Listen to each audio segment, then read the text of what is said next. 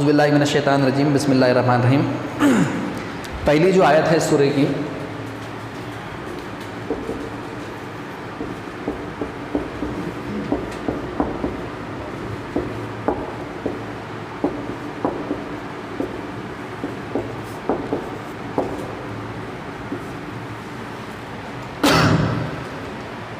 قل اعوذ برب الناس، ٹھیک ہے، ہم وقف کرتے ہیں تو ناس پڑھتے ہیں، یہ ہے پہلی آیت۔ اب کل بہت ساری گفتگو ہو چکی تھی اور بالکل وہی پیٹرن ہے، لیکن اس کے باوجود کوئی کل کم لوگ موجود تھے تو دوبارہ سے ہم کچھ چیزوں کو سمجھ لیں۔ پہلی بات، یہ جو یہاں فعل ہے، قاف واو اور لام اس کا مادہ ہے، یہ آپ لوگ جانتے ہیں، کہنے کے معنی میں استعمال ہوتا ہے، تو اس سے چاہے ماضی کی گردان ہو، مضارع کی گردان ہو یا فعل امر ہو، اس کے تعلق سے کل میں نے آپ کو بہت اہم نکات بتائے تھے کہ قرآن میں بہت زیادہ استعمال ہوا ہے کثرت کے ساتھ۔ قل، یقولو، قالا، تقولو، نقولو، یہ آپ کو کثرت کے ساتھ ملیں گے قرآن مجید میں بھی اور احادیث میں بھی، ٹھیک ہے۔ تو اس کے تعلق سے کچھ اہم باتیں میں نے کل آپ کو بتائی تھی، اس میں ذرا جو آپ کے ذہن میں ہو ذرا اس کو دوبارہ سے تازہ کر لیں، جو لوگ آج آئے ہیں کل موجود نہیں تھے ان کے لیے بھی نئے سرے سے بات واضح ہو جائے۔ کیا کہا تھا میں نے اس کے تعلق سے؟ اس سے جب بھی کوئی فعل بنے گا تو کیا ہوگا؟ نہیں، امر تو قل سے بنے گا۔ اب قالا بھی آتا، قالا امریہ جملہ نہیں ہے، ٹھیک ہے، یہ امر ہے یہاں پر، ٹھیک ہے، لیکن قالا بھی آ سکتا ہے کسی آیت میں، ہے نا، قلنا بھی آتا ہے، یقولو، تقولو، نقولو بھی آتا ہے۔ تو یہ جب بھی آئے گا تو میں نے اس کے تعلق سے کچھ باتیں آپ کو بتائی تھی کامن، جو بہت اہم ہیں، کل کی بات ہے۔ کیا بتایا تھا؟ ہاں، یہ قل، یہ اس سے جب بھی کوئی فعل بنے گا تو اس کے آگے اصل میں یہ ہو جائے گا فعل اور فاعل، اور یہ کسی کی مطلب اس کے بارے میں یا اس کے آگے ایک مقولہ آتا ہے جس کو مقولہ کہا جاتا ہے، ٹھیک ہے۔ تو مقولہ کا مطلب کیا ہے؟ اس کے آگے پورا ایک جملہ ہوتا ہے اور وہ مقولہ اور یہ فعل مل کر پورا ایک جملہ بناتے ہیں۔ مطلب یہ اپنے آپ میں ہے تو فعل، لیکن یہ پورا جملہ نہیں بنے گا، اس فعل سے جملہ نہیں بنے گا، اس کے آگے پورا ایک جملہ ہوگا، ٹھیک ہے، جس کو مقولہ کہتے ہیں۔ اس نے کہا تو کیا کہا تو پورا جملہ ہوگا، ہے نا، میں نے کہا تو کیا کہا پورا جملہ ہوگا، ہے نا، آپ فرما دیجئے، آپ کہہ دیجئے، کیا کہہ دیجئے، پورا جملہ ہوگا، ٹھیک ہے۔ مطلب کہنے کا یہ ہے کہ اس کے آگے ایک جملہ آپ کو ملے گا جس کو مقولہ کہا جاتا ہے، اور جملہ اور یہ فعل جو بھی ہوگا یہ مل کر پھر جملہ فعلیہ بنے گا، ٹھیک ہے۔ دوسری ایک اور بات نے آپ کو بتائی تھی اسی کے تعلق سے، ایک پری پوزیشن حرف جر جو اس کے ساتھ میں استعمال ہوتا ہے، لام، ٹھیک ہے۔ تو یہ لام جو ہے یہ جب بھی اس فعل کے ساتھ میں آئے گا تو اس کا مطلب یہ اس کے بعد جو بھی آئے گا اس سے وہ بات کہی جائے گی، ٹھیک ہے، جیسے انگلش میں ہم بولتے ہی سیڈ ٹو فلاں فلاں، ٹھیک ہے۔ تو یہ اسی طرح لام جارہ جب آئے گا اس فعل کے بعد، میں نے کل مثالیں بھی دی تھی آپ کو، وَإِذْ قُلْنَا لِلْمَلَائِكَةِ، جب ہم نے فرشتوں سے کہا، لی کا مطلب تھا لیے، لیکن اب یہاں پر فرشتوں کے لیے کہا نہیں ہوگا، ترجمہ کیا ہوگا؟ فرشتوں سے کہا، ہے نا، یوم نقول لجہنم، جس دن ہم جہنم سے کہیں گے، ٹھیک ہے۔ تو یہ لام جو ہے یہ اس کے ساتھ میں استعمال ہوتا ہے، اور اس سے مراد یہ ہوتا ہے اس کے آگے جو بھی ہوگا اس سے وہ بات کہی جائے گی، لیکن ہر جگہ یہ ہو ضروری نہیں ہے، کبھی کبھی یہ نہ بھی ہوتے ہیں۔ یہاں پر دیکھ رہا آپ کو، یہاں پر لام کے ساتھ کچھ موجود نہیں ہے، یہ فعل امر بن رہا ہے، کیسے بن رہا ہے ہم کل پڑھ چکے ہیں، ہے نا۔ تو وہ قولا سے یقولو تقولو بنتا ہے، اور پھر اخف کرنے کے بعد علامت مضارع ہٹانے کے بعد قل بنتا ہے، جو کیا ہے؟ فعل امر، ٹھیک ہے، حکم کے معنی میں جو استعمال ہوتا ہے، ٹھیک ہے۔ اور فعل با فاعل ہوتا ہے، ظاہر سی بات ہے، آپ کسی کو حکم دیں گے یا کسی سے گزارش کریں گے تو وہ سامنے موجود ہوگا تبھی کریں گے، ہے نا، یعنی اس کا فاعل آپ کے سامنے موجود ہے۔ اللہ تعالیٰ فرما رہے ہیں آپ کہہ دیجئے، تو آپ اس کے کون ہو گئے؟ فاعل ہو گئے۔ اس کا فاعل کون ہے؟ انتا کی ضمیر جو اس کے اندر ہڈن ہے، جب بھی کوئی حکم دیا جائے گا تو جو سامنے ہوگا اسی کو دیا جائے گا، ٹھیک ہے۔ تو یہ ہو گیا فعل با فاعل۔ اس کے بعد مقولہ آئے گا، ٹھیک ہے، اور کل ہم نے دیکھا تھا کہ پوری صورت وہ مقولہ تھی قل کو چھوڑ کر۔ قل ایک فعل تھا، اور اعوذ برب الفلق سے لے کر آخر تک، حسد تک، اذا حسد تک پورا مقولہ تھا، اور مقولہ اور قل مل کر پورا ایک جملہ بنا تھا، مطلب 5 آیتیں جو سورۃ الفلق میں تھی وہ ایک جملہ تھی، ٹھیک ہے۔ بالکل یہاں پر بھی ایسا ہی ہے، یہاں پر بھی یہ پوری سورت کی 6 آیتیں مل کر پورا ایک جملہ بنے گا، ٹھیک ہے۔ تو یہاں دیکھیے یہ ہم پڑھ چکے، دوبارہ سے ایک بات آپ کے ذہن میں اس کے تعلق سے آنی چاہیے، جو فعل ہے عین واو اور دال، ٹھیک ہے، تو یہ پناہ مانگنا، پناہ لینا، پناہ میں آنا کے لیے استعمال ہوتا ہے، اور اس کے تعلق سے بہت اہم بات میں نے آپ کو بتائی، کیا بتائی؟ دو چیزیں اس کے ساتھ ہونا لازمی طور پر ہونا ہے، ٹھیک ہے، کیا ہوں گی؟ ایک تو آپ جس کی پناہ میں اپنے آپ کو، یا جو بھی جس کی پناہ میں جانا چاہتا ہے تو وہ آئے گا حرف جر با کے ساتھ، ٹھیک ہے، اور ایک جس کی شر سے، جس کی تکلیف سے آپ کو بچنا ہے، ٹھیک ہے، تو وہ آئے گا من کے ساتھ، یہ دونوں ہوں گے تبھی یہ مکمل ہوگا، پھر اس کے بغیر ادھورا ہوگا، یعنی یہ دو کیا ہے، بغیر یہ فعل مکمل نہیں ہو سکتا، ٹھیک ہے۔ تو یہاں ہم دیکھیں گے کہ پہلا والا تو پہلی آیت کے اندر ہی آ گیا ہے، ٹھیک ہے، تو یہ ہو گیا فعل با فاعل آپ کا، اور فعل مضارع ہے آپ کو معلوم ہے، اس میں دوبارہ بار بار وہ بات کہنے کی ضرورت نہیں ہے، فعل اور فاعل اسی کے اندر موجود ہے۔ فاعل کون ہے اعوذ کا؟ یہ بار بار 13 نمبر کا ہے، تو فاعل کون ہے؟ انا، یہ الف دکھ رہا نا آپ کو، اعوذ مطلب میں پناہ مانگتا ہوں یا میں پناہ میں آتا ہوں، کس کی پناہ میں آتا ہوں؟ تو با کے ساتھ آگے آ رہا ہے، با حرف جر ہے آپ کو معلوم ہے، اور جر ہوگا تو اس کے بعد مجرور لازمی طور پہ ہوگا۔ رب آپ کو نظر آ رہا ہے حالت جر میں، لیکن پھر وہی بات بغیر الف لام بغیر تنوین کے، تو یہ کیا بن رہا ہے؟ یہ مضاف ہے، ٹھیک ہے، مضاف ہے تو مضاف الیہ بھی ہوگا، الناس اس کا مضاف الیہ ہے، ٹھیک ہے، تو یہ مضاف اور مضاف الیہ مل کر مجرور ہو جائیں گے، اور یہ دونوں مل کے کیا بن جائیں گے؟ مرکب جاری، جو کیا ہوتا ہے؟ متعلق، کس کے متعلق ہے؟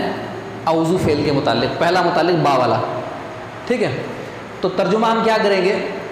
آپ فرما دیجئے میں پناہ میں آتا ہوں تمام انسانوں کے رب کی، ٹھیک ہے، تمام انسان اس لیے کہ یہ انس کی جمع ہے، ٹھیک ہے، انس یا انسان کی، اور یہ حالت جر میں کیوں ہے؟ یہ مرکب جو بن رہا مرکب اضافی، اس میں مضاف الیہ کی جگہ پر اس لیے حالت جر میں ہے، ٹھیک ہے۔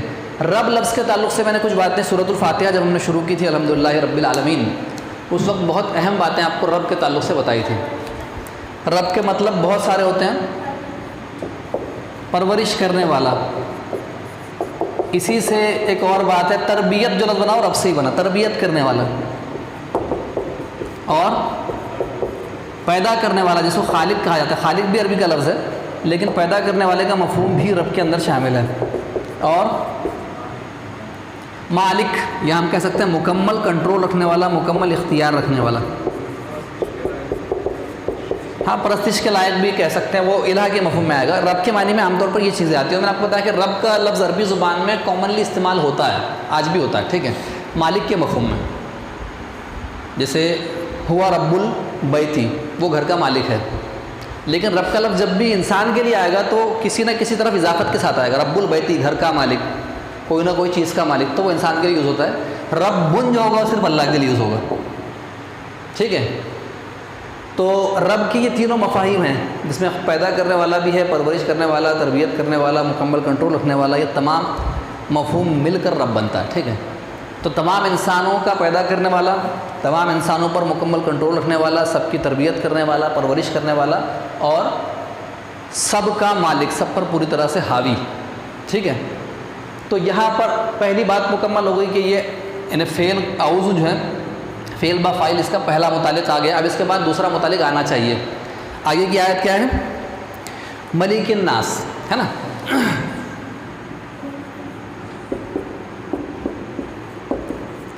تو یہاں آپ یہ دیکھیں گے کہ من کے ساتھ دوسرا متعلق آنا چاہیے تھا لیکن وہ آیا نہیں ہے، وہ آیا نہیں ہے، ٹھیک ہے۔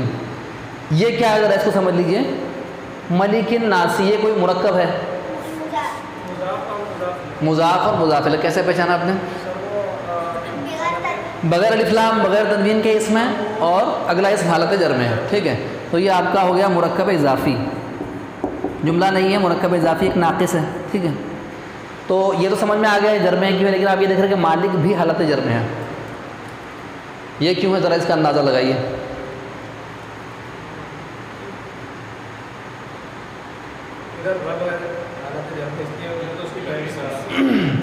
کس حیثیت سے پیروی کر رہا؟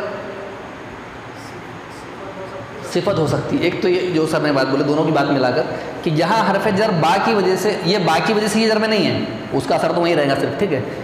یہاں رب جو ہے رب الناس، رب الناس، ٹھیک ہے، تو رب کا موصوف بنایا جا سکتا ہے اس کو، ٹھیک ہے، سوری صفت، موصوف رب ہے اور صفت ملک الناس ہے، ایک بات یہ ہو سکتی ہے، اس کے علاوہ ایک اور بات ہو سکتی ہے، صحیح ہے سر بتائیے، بدل، ٹھیک ہے، یہ بدل بھی ہو سکتا ہے، ٹھیک ہے، مطلب یہ ہے کہ قل اعوذ، ایک تو رب کی صفت ہے ملک الناس، تمام انسان، ملک کا مطلب کیا ہوتا ہے؟ بادشاہ، ایک مالک لفظ ہے اور ایک ملک ہے، دونوں میں فرق ہے، مالک ایک الگ چیز ہے اختیار رکھنے والا، اور ملک یعنی بادشاہ، ٹھیک ہے۔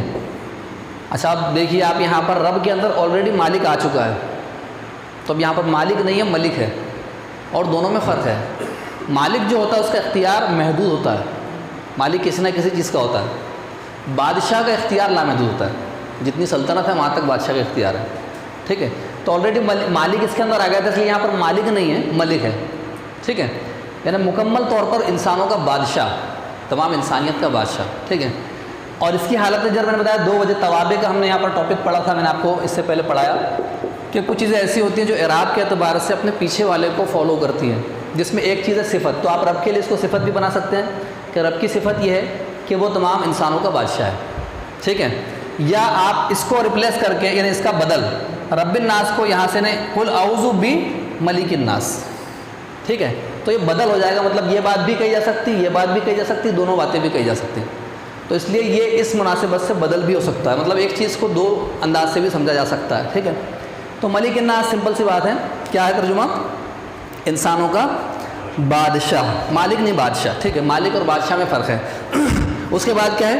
الہ الناس، یہیں پر لکھ لیتے اس کو زیادہ، کیونکہ بہت مختصر سے ساری چیزیں کل ہو چکی، اس لیے میں اسپیڈ سے بڑھ رہا ہوں آگے، ٹھیک ہے، کیونکہ ہم نے سارا ڈیٹیل سے کل گفتگو کر لی تھی قل اعوذ برب الفلق کے جب ہم پڑھ رہے تھے۔ اس کے بعد میں کیا ہے؟ الہ الناس، تو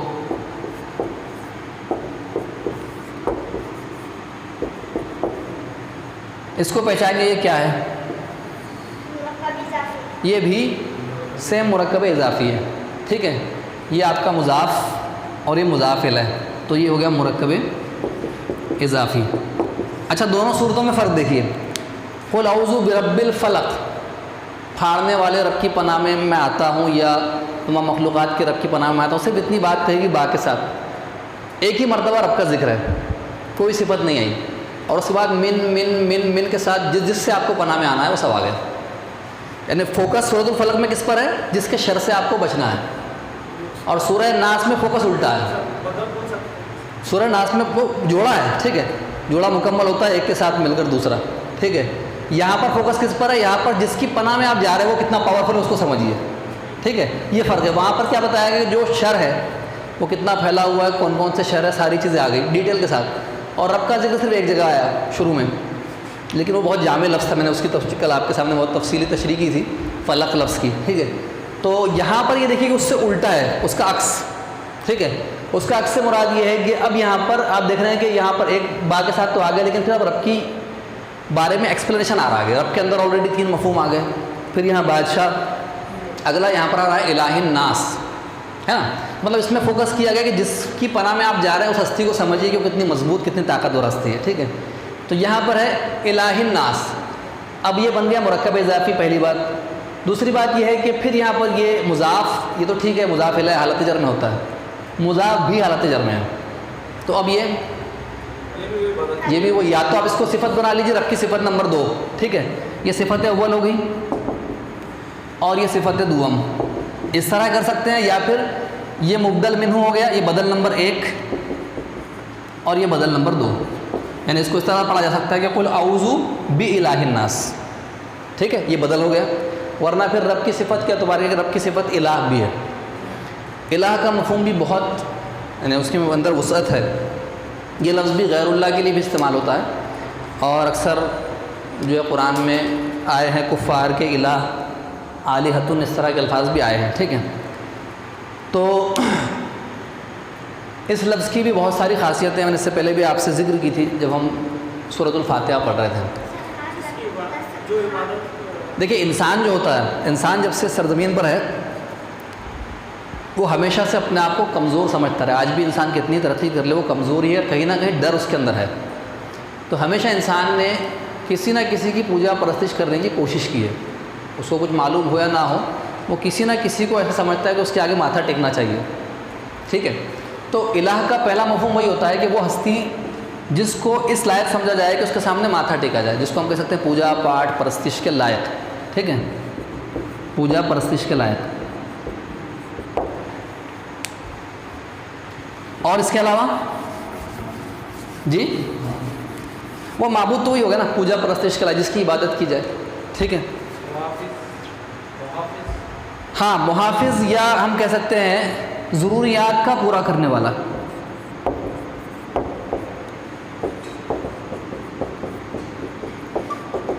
یعنی کچھ لوگ تو صرف اس لیے کہ ان کا دل، یعنی آپ دیکھیں انسانوں میں 3 طرح کے لوگ ہوتے ہیں، یا 3 سطح پر خدا کو مانا جاتا ہے، چاہے وہ باطل خدا ہو یا حقیقی خدا ہو۔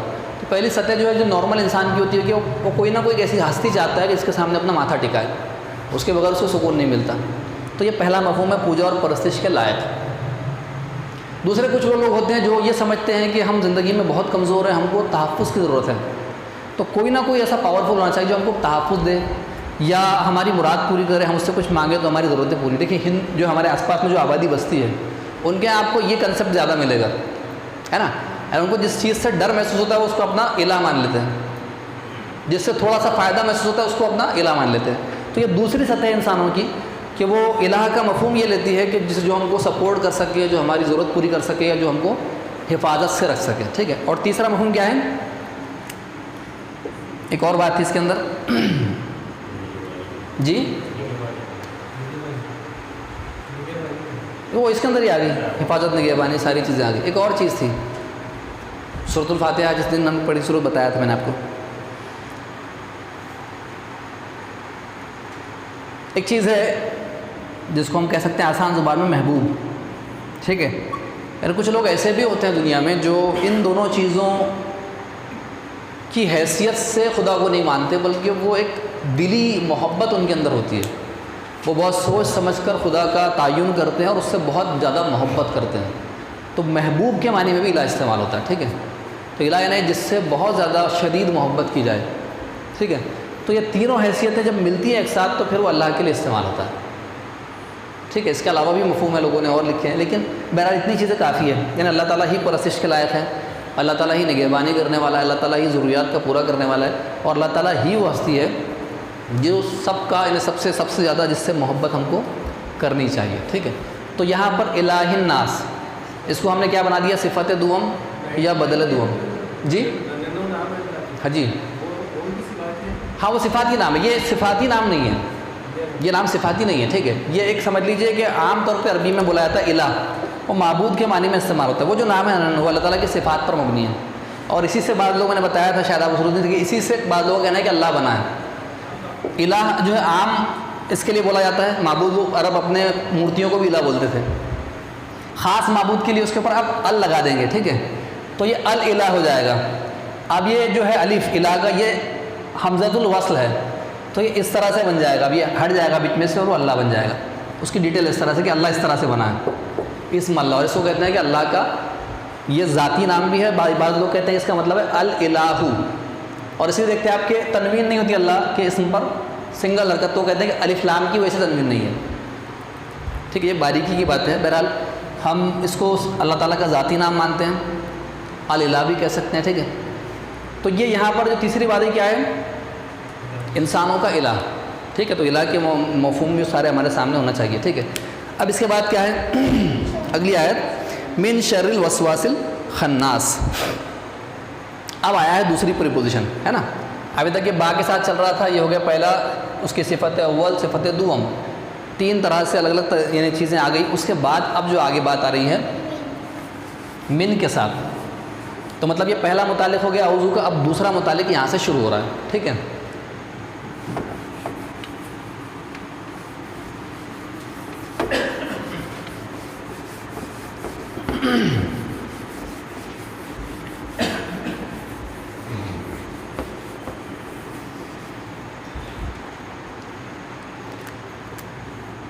من آ گیا، مطلب اب یہاں سے دوسرا متعلق شروع ہو رہا ہے جس کے شر سے آپ کو بچنا ہے، ہم کو بچنا ہے، ٹھیک ہے۔ تو کیا ہے؟ من شر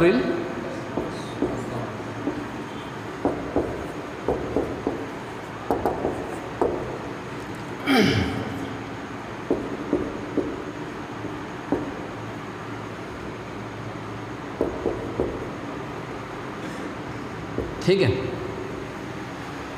من شر الوسواس الخناس. تو من آپ کو معلوم ہے من کا مطلب کیا ہوتا ہے؟ کیا مطلب ہے؟ سے. اور یہ کیا بنے گا؟ حرف جر ہے، مجرور کے ساتھ آئے گا، مرکب جاری متعلق ہوگا، متعلق اعوذ فعل کے. ٹھیک ہے، تو یہ ہو گیا آپ کا حرف جر. شر کا لفظ آپ دیکھ رہے ہیں یہ مجرور ہو جائے گا، لیکن پھر وہی بات ہے، کیا بات ہے؟ مضاف بن رہا ہے، الف لام کے بغیر ہے، تنوین کے بغیر ہے. پچھلی صورت میں بھی سیم پیٹرن تھا بالکل یہ. ٹھیک ہے، تو یہ مضاف ہو گیا، اور مضاف ہوگا تو مضاف الیہ بھی ہوگا، تو یہ ہو گیا مضاف الیہ. ٹھیک ہے. اچھا یہ کیا ہے؟ بدل یا صفت؟ نہیں سر، وہ مرکب توصیفی بنے گا. صفت، صفت. ٹھیک ہے، صفت بالکل ایک جیسے نا، الف لام اس پر بھی، الف لام اس پر بھی ہے، یہ بھی حالت جر میں ہے، یہ بھی حالت جر میں ہے، تو صفت. ٹھیک ہے، تو مطلب کیا ہے کہ یہ موصوف اور یہ صفت. وہی بات دیکھیے آپ کتنے مرکب ناقص پڑے تھے ہم نے؟ 4. تو 3 تو ایک ہی آیت کے ٹکڑے میں آ گئے ایک ساتھ. ٹھیک ہے، یہ ہو گیا حرف جار، اور یہ پورا ملا کر ہو گیا مجرور، یہ بن گیا مرکب جاری. ٹھیک ہے، اوپر آپ یہ دیکھ رہے ہیں مضاف اور مضاف الیہ، یہ ہو گیا آپ کا مرکب اضافی، اور یہ موصوف اور صفت مرکب توصیفی. لیکن اس کو سب کو ملا کر کیا کہا جائے گا؟ جار پلس مجرور. ترکیب اس کی یہ ہوگی، کیونکہ یہ سب اس کے انڈر میں آ رہے ہیں. ٹھیک ہے، یہی اس کا مضاف تھا، اور پھر سے مضاف الیہ آیا، وہ مضاف الیہ موصوف ہوا اور صفت. ٹھیک ہے، تو یہ کہا جائے گا صرف اتنا کہ جار اور مجرور پر متعلق ایک ناقص ٹکڑا ہے، جملہ نہیں ہے.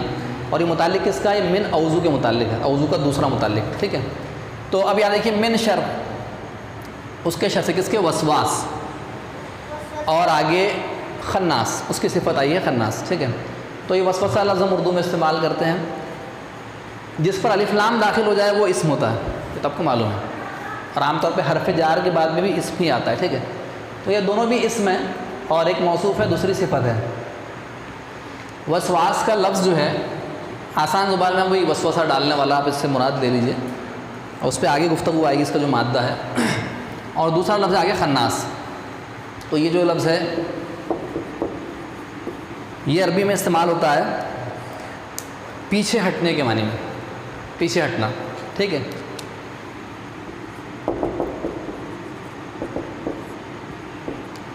اور اگر آپ غور کریں گے اس لفظ پر تو کل ایک لفظ آیا تھا کل کے سورے میں، نفاسات، ہے نا. تو نفاسات کے تعلق سے میں نے آپ کو ایک خاص بات بتائی تھی، اگر آپ کے ذہن میں ہو. کیا بتایا تھا؟ جی نہیں، وہ تو اس کا معنی ہو گیا. معنی سے پہلے، معنی بتانے سے پہلے میں نے آپ کو ایک چیز بتائی تھی.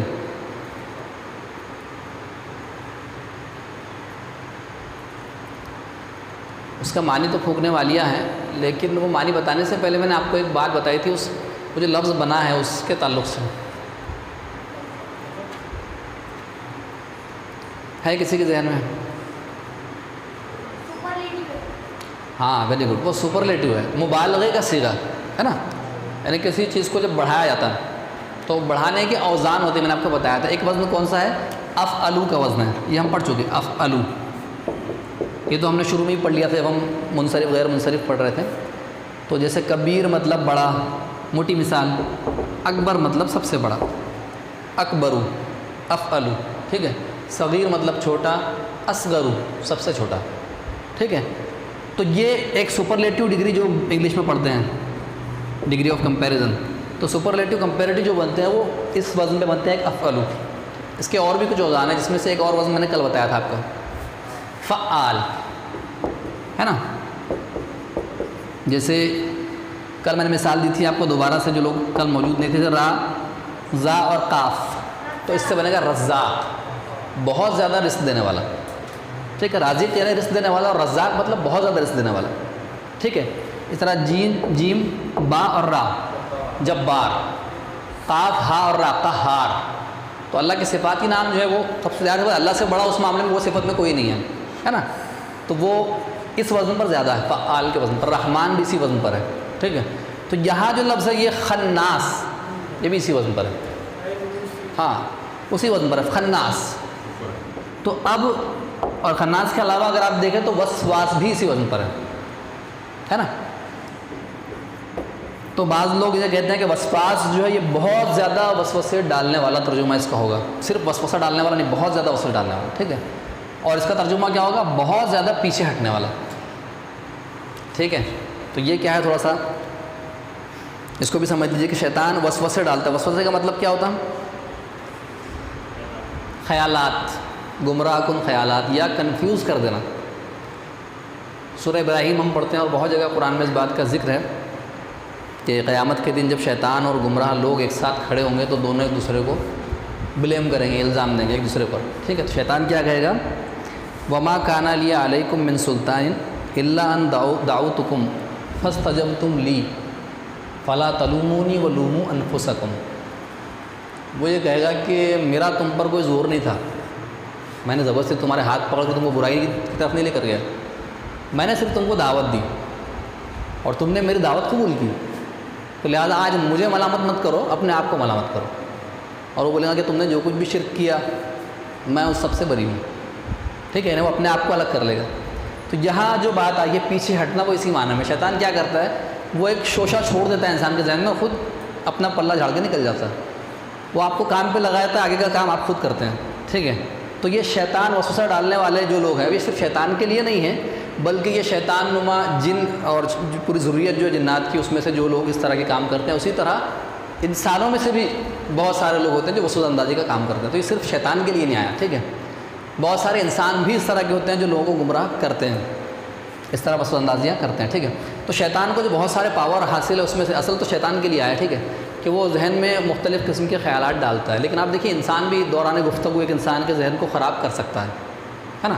تو یہ وسوسہ ڈالنے کا کام انسان بھی کر سکتا ہے، اصل شیطان کا کام ہے، لیکن انسان بھی کرتا ہے. اور یہ پیچھے ہٹنے سے مراد وہی ہے کہ وہ صرف لگا دیتا ہے اور وہ کام سے پیچھے ہٹ جاتا ہے، پھر کوئی نیا وسوسہ لے کے آتا ہے، پھر اپنا کام کرتا ہے، پھر پیچھے ہٹ جاتا ہے. ٹھیک ہے. تو بار بار پیچھے ہٹنے والا ترجمہ کیا ہوگا اس کا؟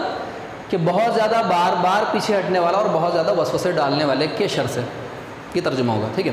اب دیکھیے ایک بات میرے ذہن میں آئی، آج میں اس پہ غور کر رہا تھا کہ عام طور پہ لفظی ترجمہ کرنے والے لوگ تھوڑا سا یہ کرتے ہیں کہ وہ لفظ کے نیچے ہی ترجمہ کرنے کی کوشش کرتے ہیں. تو من مطلب سے، شر مطلب شر، وسوسہ ڈالنے والے، پیچھے ہٹنے والے. اس طرح اگر آپ ترجمہ کریں گے سے شر وسوسہ ڈالنے والے پیچھے ہٹنے والے تو کوئی ترجمہ نہیں بنتا. ٹھیک ہے.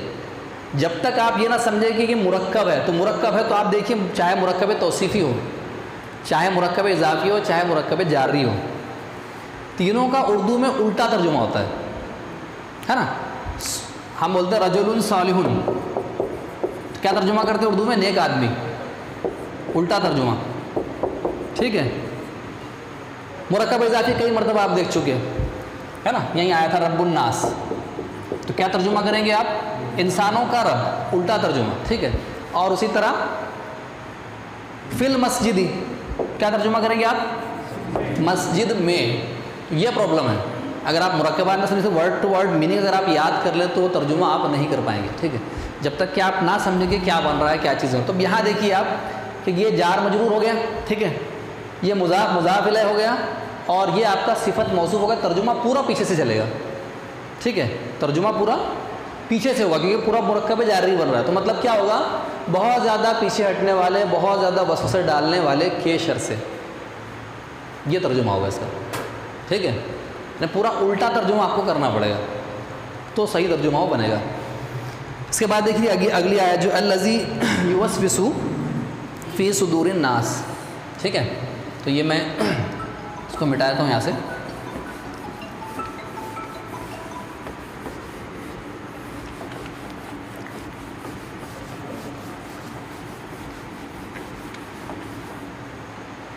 دیکھیے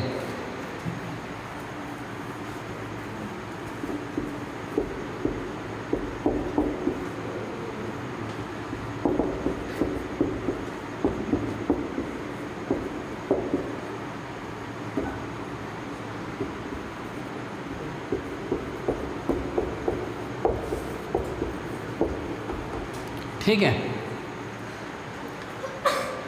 یہ جو ٹکڑا شروع ہو رہا ہے آپ دیکھ رہے ہیں الذی سے. الذی کیا ہے؟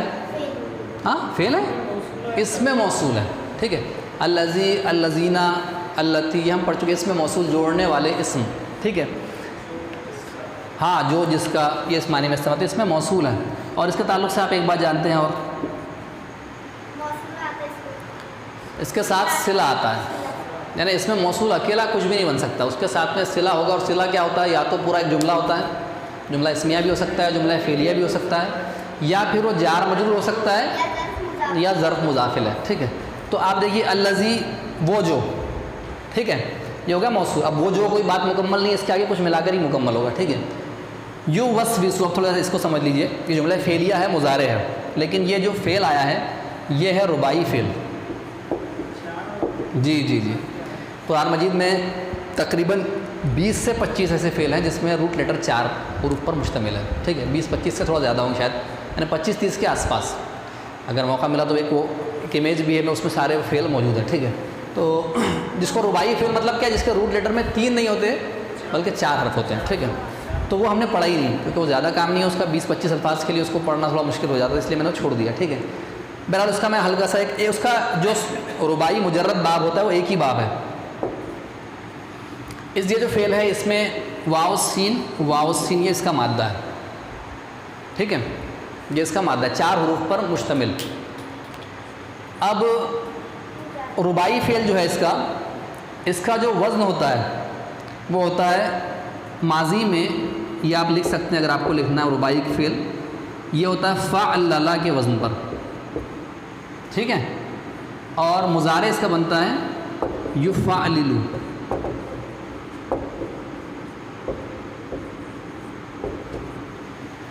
فعلل یفعلل، اور فعلال اس کا باب ہے.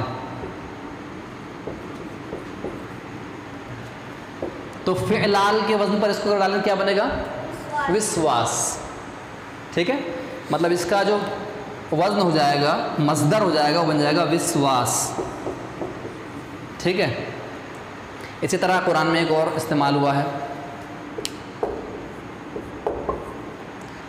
زالام. تو اس سے بس یہ فعلال کے وزن پر کیا بن جائے گا؟ زلزال. ہے نا، سورۃ الزلزال پڑھتے آپ. ٹھیک ہے، اب اس کا ماضی مضارع کا وزن سمجھ لیجئے. ماضی میں بنے گا فعللا کے وزن پر، تو یہ کیا بن جائے گا؟ یہ کیا بن جائے گا فعللا کے وزن پر؟ وسوسہ. وسوسو. گردان ویسی ہے، گردان میں کوئی چینج نہیں. جیسے ہم ثلاثی کی گردان کرتے ہیں ویسے رباعی کی بھی ہوگی، صرف پہلا وزن آپ کو مان. تو یہ وسوسہ بن جائے گا ماضی میں، ہے نا. اور مضارع میں کیا بنے گا؟ یفعلل، یوسوسو.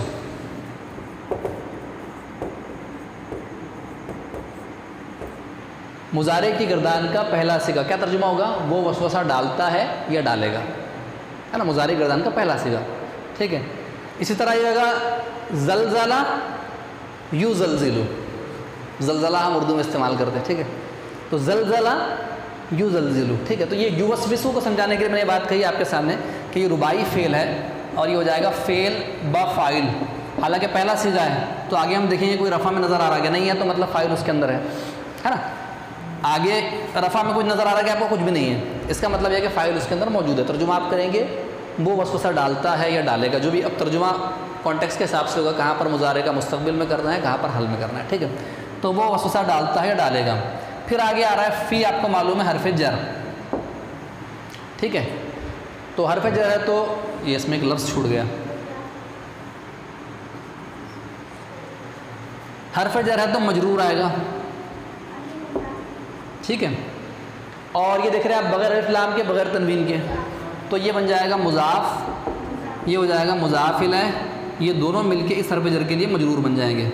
اور یہ جو مجرور اور حرف جر ہے مرکب جاری، یہ بنے گا متعلق. کس کے متعلق ہوگا اب یہ اس فعل کے متعلق، یوسوسو کے متعلق. ٹھیک ہے، تو فعل اپنے فاعل اور متعلق سے مل کر کیا بن گیا؟ جملہ فعلیہ، ہے نا.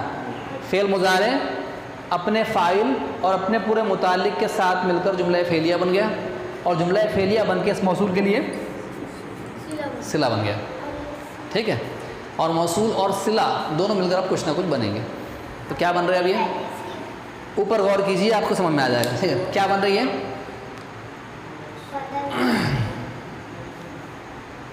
کیا بن رہا ہے یہ؟ ایک تو آپ بدل بھی کہہ سکتے ہیں، لیکن عام طور پہ الذی وغیرہ جو آتے ہیں اس میں عام طور پر یہ صفت زیادہ بنتے ہیں. تو موصوف یہ ہے، یہ صاحب موصوف ہے، وسوسہ ڈالنے والے، ٹھیک ہے. تو ان کی صفت آگے آ رہی ہے، یہ پوری صفت ہے، یہ مل کر پورا جو اس موصوف کی صفت بن جائے گا. مطلب کیا ہوگا؟ من شرری، اب یہ پورا آ گیا، اس کی صفت آ رہی ہے الذی یوسوس. وسواس کون ہے؟ تو الذی یوسوس فی صدور الناس، وہ جو وسوسے ڈالتا ہے. اب یہاں ترجمہ الٹا ہوا کیونکہ دیکھیے مرکب جاری اور مرکب اضافی، لوگوں کے دلوں میں، ٹھیک ہے، وہ جو وسوسے ڈالتا ہے لوگوں کے دلوں میں، انسانوں کے دلوں میں. صدور، صدر اصل میں اس کو کہتے ہیں، اس حصے کو، اس پارٹ کو. تو یہاں چونکہ انسان کا دل ہوتا ہے اس لیے اس کا دل ترجمہ کیا جائے، ورنہ صدر مطلب سینہ، ٹھیک ہے. تو وہ جو انسانوں کے دلوں میں وسوسے ڈالتا ہے، ٹھیک ہے. آخری آیت ہے اس کی، وہ بالکل چھوٹی سی آیت ہے، من الجنتی والناس، ٹھیک ہے.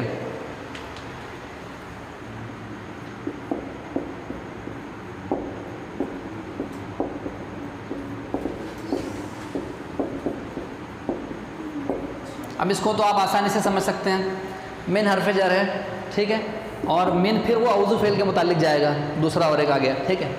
تو یہ ہو گیا آپ کا حرف جر مجرور، اور یہ ہو گیا، ہاں یہ اس کو بولتے ہیں معطوف علیہ، واو سے پہلے کا جو حصہ ہوتا ہے اس کو بولتے ہیں معطوف علیہ، ٹھیک ہے. یہ حرف عطف ہے آپ کا، اور یہ ہو گیا معطوف. یہ معطوف علیہ اور معطوف دونوں مل کر بن جائیں گے مجرور اس جر کے لیے، ٹھیک ہے. تو یہ بن جائے گا مرکب جاری، اور یہ دوسرا متعلق ہو جائے گا کوئی اعوذ فعل کے، کیونکہ یہ تو پورا ایک میں آ گیا نا، یہ پورا ایک ہی ہے، اور یہ دوسرا آ جائے گا. تو کل ملا کر جب ہم پورے سورے کو دیکھیں گے تو کس نتیجے پر پہنچیں گے؟ وہی نتیجہ جو ہم نے پہلے نکالا تھا. کل فعل اپنے پورے مقولے کے ساتھ مل کر پورا ایک جملہ بنتا ہے، یعنی یہ جو 6 آیات ہیں یہ اصل میں ایک جملہ ہے، 6 آیات پر مشتمل ایک جملہ ہے. آخری آیت کو بھی دیکھ لیجئے، من الجنتی والناس، یہاں پر وضاحت ہوگی وسوسہ ڈالنے والے گروہوں کی. تو یہاں آپ دیکھ رہے ہیں جن کی مؤنث آئی ہے، تو یہ جنات وہ مؤنث کے معنی میں نہیں ہے، بلکہ یہ جن کا گروہ، ٹھیک ہے. من الجنتی اور والناس، انسان، یعنی جو وسوسہ ڈالنے والے جو ہیں، جو بار بار آتے ہیں وسوسہ ڈالتے ہیں، وہ انسانوں کے گروہ میں سے بھی ہو سکتے ہیں اور وہ جنات کے گروہ میں سے بھی ہو سکتے ہیں، ٹھیک ہے. تو وہی بات، شیطان خود جو ہے جنات، وہ بھی جن تھا، ٹھیک ہے. تو یہ شیطان بھی ہو سکتا ہے، شیطان کی ذریت میں سے بھی ہو سکتا ہے، ابلیس کی ذریت میں سے. جن بھی ہو سکتے ہیں، یا ابن آدم میں سے جو گمراہ لوگ ہیں وہ بھی ہو سکتے ہیں. یہاں پر اس کی وضاحت آ گئی پوری طرح کہ یہ صرف کوئی دوسری مخلوق کا نام نہیں ہے، بلکہ انسانوں میں بھی ہو سکتے ہیں، ٹھیک ہے. اور ان سب کے شر سے میں اس رب کی، تمام انسانوں کے رب کی پناہ میں آتا ہوں، ٹھیک ہے. تو یہاں اس بات کی پوری طرح سے وضاحت آ گئی، اور پورا مل کر ایک جملہ بن گیا. آخر میں ہم یہ رزلٹ نکالیں، یہ کل اپنے مقولے کے ساتھ مل کر پورا جملہ فعلیہ بن گیا، ٹھیک ہے. تو بالکل وہی ترکیب تھی جو ہم نے کل پڑھی تھی، اور یہاں پر اس کی بہت اچھی طرح سے دوبارہ آپ کا اعادہ ہو گیا، آپ کے ذہن میں بات تازہ ہوگی. فرق دونوں صورتوں میں جو ہے وہ صرف جو میں نے شروع میں آپ کے سامنے رکھ دیا کہ فرق یہ ہے کہ اعوذ برب الفلق جو ہے اس میں فوکس کیا گیا ہے جس کے شر سے آپ کو بچنا ہے، ان پر زیادہ زور ہے، ان کی اقسام زیادہ آئی ہے نا. حاسد کا ذکر ہے، رات کا شر ہے، اور 2-3 چیزیں اس کے اندر آئی ہیں، ٹھیک ہے، اور اس کو ہم ڈیٹیل سے دیکھ چکے ہیں. یہاں یہ ہے کہ ان کو زیادہ نہ بیان کرتے ہوئے اللہ تعالیٰ کی صفات، اللہ تعالیٰ کی قوت کا احساس زیادہ دلایا گیا ہے، ٹھیک ہے. تو یہ ان کو کہا تھا معوذتین، تعویذ، جس کو ہم کہتے ہیں تعویذ. تو اصل تعویذ یہ ہے، یہ 2 صورتوں کا صبح شام پڑھنا. اور اللہ کے رسول کے تعلق سے بہت ساری صحیح حدیث آتی ہیں کہ آپ نے اپنی زندگی کا اس کو معمول بنایا تھا، اور حتیٰ کہ جب آپ بہت زیادہ بیمار ہو گئے تو حضرت عائشہ جو ہے وہ یہ پڑھا کرتی ہیں، اور پھر وہ آپ سے ان کے ہاتھوں پر دم کرتی ہیں، اور آپ کے ہاتھ آپ کے چہرے سے لے کر پورے بدن پر پھیر دیا کرتے ہیں، ٹھیک ہے. بڑی فضیلتیں اور بہت طاقتور یہ دونوں بھی جو قل ہیں، معوذتین ہیں. تو یہ بہت زیادہ اس کا اثر ہے، اس کو آپ اپنی زندگی کا معمول بنائیں، خاص طور پر فجر کے بعد اور عصر سے مغرب کے درمیان، یہ اس کا صحیح وقت ہے پڑھنے کا، ٹھیک ہے. تو بعض لوگ کہتے ہیں کہ فوراً عصر کی نماز کے بعد، بعض کا کہنا ہے کہ مغرب سے تھوڑا پہلے. تو وہ اذکار جو ہے اس میں خاص طور پر صبح شام کے اذکار میں دیکھیے، سب سے پہلے سورۃ الفاتحہ، میں نے کل بھی اس کا ذکر کیا تھا، اور بہت اہم ہے، یعنی یہ اس سے بڑا پروٹیکشن آپ کو کوئی دوسری چیز نہیں دے سکتی، ٹھیک ہے. سورۃ الفاتحہ سب سے پہلے 3 بار آیت الکرسی، اس کے بعد میں تینوں قل 3 بار، قل اللہ احد، سورۃ الفلق اور سورۃ الناس، اور بسم اللہ الذی 3 مرتبہ۔ اس کو پورے یقین کے ساتھ سمجھ کے ساتھ آپ پڑھیے۔ احادیث کے اندر یہ بات ملتی ہے، اور صحابہ کرام کے واقعات بھی اس پر شاہد ہے کہ موت کے سوا دنیا کی کوئی طاقت آپ کو نقصان نہیں پہنچے، چاہے وہ انسانوں میں سے ہو یا کوئی اور مخلوقات میں سے، ٹھیک ہے۔ تو یہ بہت یقین کے ساتھ پڑھنے کی تلقین آئی ہے، اور بہت اہم صورتیں۔ اور یہ دیکھیے، وہ یہ قرآن کی جو نزولی ترتیب کے علاوہ اس کو آخر میں جو رکھا گیا، اس کی جو حکمت ہے وہ یہ ہے، جو مفسرین نے لکھی ہے، کہ انسان قرآن پڑھنے کے بعد بھی گمراہ ہو سکتا ہے، تو اس کو گمراہی سے بچنے کے لیے پناہ خدا سے ہی مانگنی پڑے گی۔ اور وہ تو ہے، قرآن جب پڑھیں گے تو شیطان آپ پر زیادہ کام کرے گا، وہ آپ کو زیادہ گمراہ کرے، اسی لیے کہ وَإِذَا قَرَأْتَ الْقُرْآنَ فَاسْتَعِذْ بِاللَّهِ، جب بھی قرآن پڑھا جائے تو اعوذ باللہ من الشیطان الرجیم ضرور پڑھا جائے، کیونکہ شیطان بالکل نہیں چاہتا کہ کوئی انسان قریب آئے قرآن کے۔ تو قرآن پڑھنے کے بعد بھی لوگ گمراہ ہو سکتے ہیں۔ اصل سہارا اللہ سے ہم کو مانگنا چاہیے، اللہ کی پناہ میں اپنے آپ کو دینا چاہیے، اور یہ بہت زیادہ ضروری ہے۔ تو یہ الحمدللہ ہمارا یہ سورہ بھی مکمل ہو گیا۔ تو الحمدللہ ہم 3 صورتیں آج مکمل کر چکے ہیں۔ انشاءاللہ نیکسٹ جو صورت رہے گی وہ گروپ پر انشاءاللہ میں صبح ڈال دوں گا کہ کون سی صورت کا ہم انشاءاللہ مطالعہ کریں گے۔ جزاک اللہ۔